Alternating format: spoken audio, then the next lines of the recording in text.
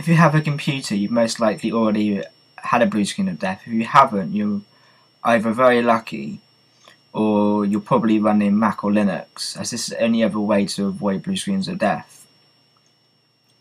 Basically, blue screens of death are quite easy to normally fix, as they pretty much tell you what's going on, what's causing blue screen of death. Most blue screens of death happen and occur because of bad drivers, software that's to do with hardware you plug into your computer, as the drivers and the computer operating system, Windows, aren't communicating properly, so Windows throws up an error saying it doesn't understand the command you're trying to give it. Basically, blue screens of death, very easy to determine and find out exactly what's wrong. The first important thing you're going to need to know about blue screen of death is this text up here. You can tell it's this particular text because it's always in capitals and has no spaces. This normally tells you exactly what's causing the blue screen of death. In an instruction, as if this is your webcam causing the blue screen of death, it'd probably say something along the lines of webcam or graphics card or something along them lines.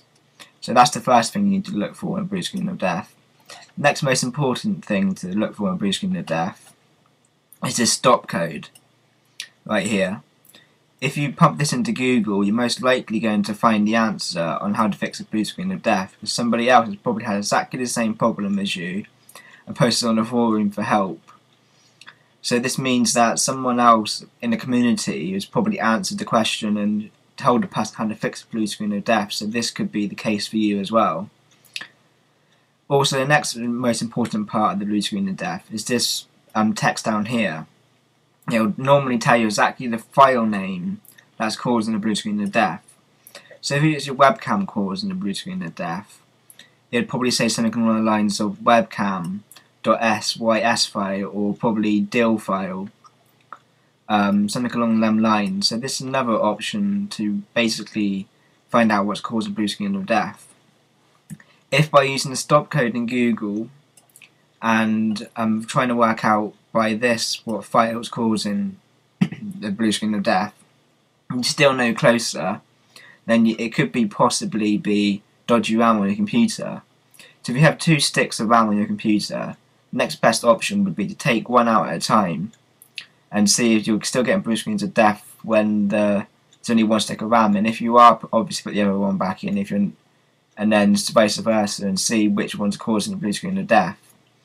If you still haven't, this still doesn't stop your blue screen of death, maybe double check that you've got all the latest driver updates for your computer.